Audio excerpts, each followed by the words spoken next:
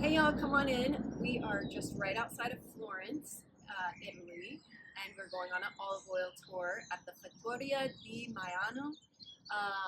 It's an all organic vineyard, and they make only extra virgin olive oil. They don't use heat or chemicals. So come on in. I really wouldn't be able to choose between which one. That's a good thing, though. That means then everything is perfect.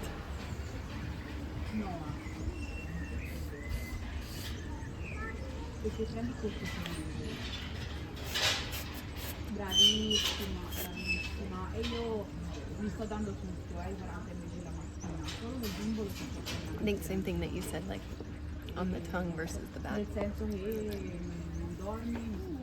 A very special day because we are assisting now to the cutting of the olive tree.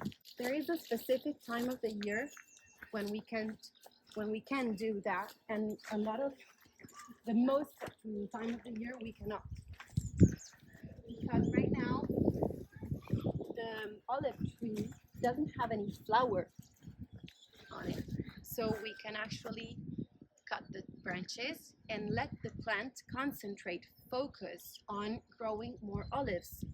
In the 110 hectares that we are actually cultivating in olive trees, we have approximately 24,000 plants of many varieties, not just one. I think in the world there might be something like 500 varieties of olive trees. We have 6 or 7. We have 78% of Muraiolo, which is one of them, and 18% of Frantoio. Most of the plants we have are more than 60 years old. So when they were planted, they're not disposed in rows. And this is what it's called a traditional grow. During the harvest time, which is between October and December, when we have to actually collect the olives, when it's harvest time, we cannot come inside the grove with machines, with cars. We have to collect them by hand, having different kind of plants, different varieties, all mixed up. They're not divided. One region has this plant and one region has another plant. They're all mixed together. So when we actually harvest, we put all the olives coming from different plants all together, and that makes the olive that we are gonna extract a blend. Every year we have a different oil, because I don't know if you know that the olive is an alternate plant. One year produces more and the following year produces less. This year, for example, this plant produced more olives and this less. And the following year is gonna be the contrary. So imagine it for all the plants we have. Every year, the proportions, the percentage of olives coming from one variety or another is going to be different. So every year, the blend is going to be unique. And also the climate conditions, more water, more rain, more sun exposure, less sun exposures, a higher temperature, lower temperature. Everything contributes to create a unique blend, a unique mix of flavors and notes. And every single variety gives the oil their specific notes and spiciness, bitterness. We put the nets just underneath the trees. We collect the olives by hand during the day. At the end of the day, we put all the olives inside of large 25 kilos bins, and we put them underneath the trees. Later on, some other colleagues pass between all the paths that we have. They collect the bins and carry them upstairs where we have the actual milk. We produce extra virgin olive oil. In order to do so, do you know how you can distinguish a regular olive oil from an extra virgin one? It's the content of acidity inside of the oil. And we measure it with the oleic acid. In order to be an extra virgin olive oil, it has to be below 0.8% of acidity. From 0.8 to 1, it's called virgin olive oil. From 1 to 2%, it's olive oil, and so on. In order to have such a low acidic content, we gotta produce the oil, extract the oil within the 24-hour after the harvest. Okay, so in the first day we collect the olives. In the evening, our colleagues bring them here. They rest during the night. If it's too hot, they put them in the refrigerator at the temperature of 27 degrees Celsius or below. In the 12 hours following the harvest, we are able to start and extract them, because from the evening that they rest here during the night, and in the early morning, 5 a.m., 4 a.m. sometimes, we start extracting the oil. We are the first in the morning, but we are not the only ones extracting our oil in this mill, because as many farms don't have their own mill, we can extract for others.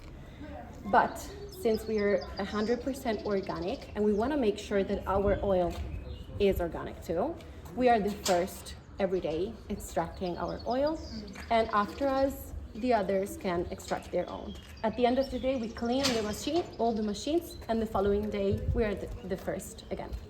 In the early morning, first step, defoliator. This is a machine that, with a high pressure flow of air, separates the olives from leaves, branches, little vegetable debris that were collected together with the olives. So just the olives enter the mill. So it's important to measure the quantity of olives in order to know how much oil we extracted from them. So in order to know the ratio between the olives and the oil. And that changes every year too, depending on the rain, the weather, the sun, and so on. So after being weighted, the olives pass inside the very core of the mill. Right now you're seeing all the machines opened, dislocated. It's a little bit of a mess because right now that we just finished the oil extraction season, we're cleaning it. And they come inside of this machine that simply lifts them up thanks to this machine here. And right there we have another defoliator. So another machine that removes any left over leaves or branches. Then they fall inside of this literal washing machine, which washes the olives from the dirtiness, everything that we don't want inside of the oil.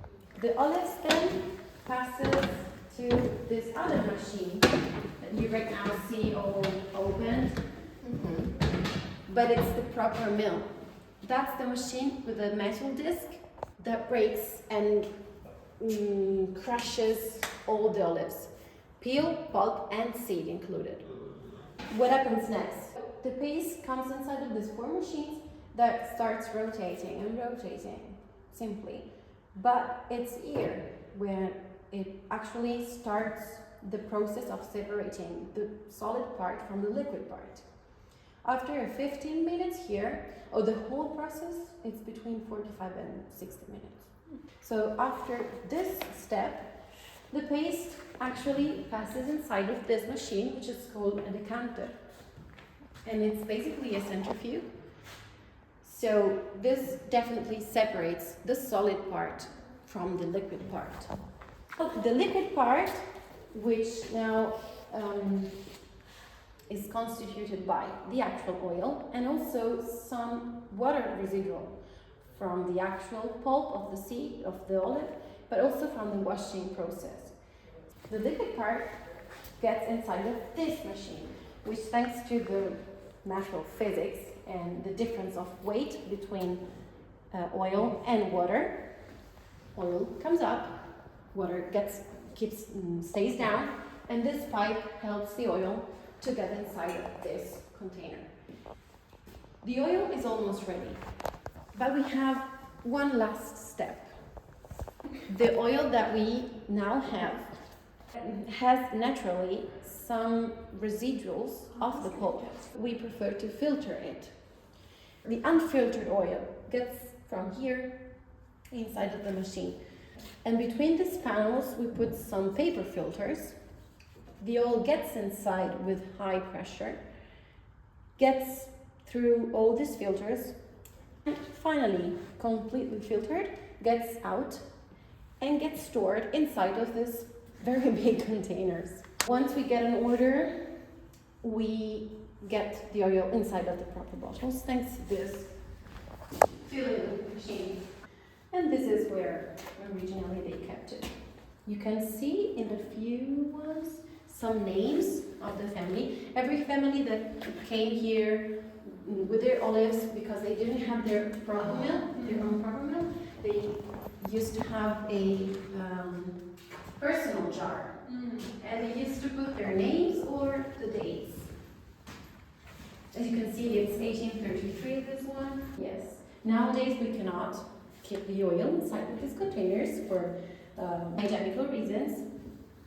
This is a breathing material. I mean, it's all spongy inside, even if it doesn't look so. And this creates an exchange of oxygen with the external ambient. I'm gonna be explaining how to proper taste some oil. Okay. Get a little glass inside of our hand. We're gonna warm it up a little bit. You can cover it. Exactly. And you start rotating. Warm it up. And also it's gonna break the bonds between the molecules, literally. Take a big breath. I always say that reminds me of freshly cut grass. Like I feel like you can smell the fields. Somebody artichokes, somebody basil and rosemary. I can smell that. Take a little sip. And in order to do so, you're gonna do like this.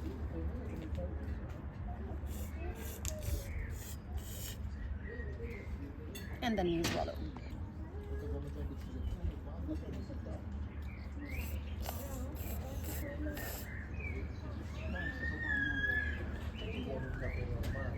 Are you feeling? Oh yeah, I can really taste it after. Oh, then it hits the throat. Exactly. Where does it hit? Inside of the mouth or back in the throat? Right back here. Because usually spiciness, when it's too much, it just like doesn't really make you feel the flavors of what you're eating. That time I got it. The first time I don't think I had enough in my mouth. Yeah, that's how I think. Almost on the roof of the mouth. If you're ready, I can tell my colleagues to go on with the tasting. I hope everything was fine. You enjoyed it. It was so good. And I hope you. I wish you a good stay.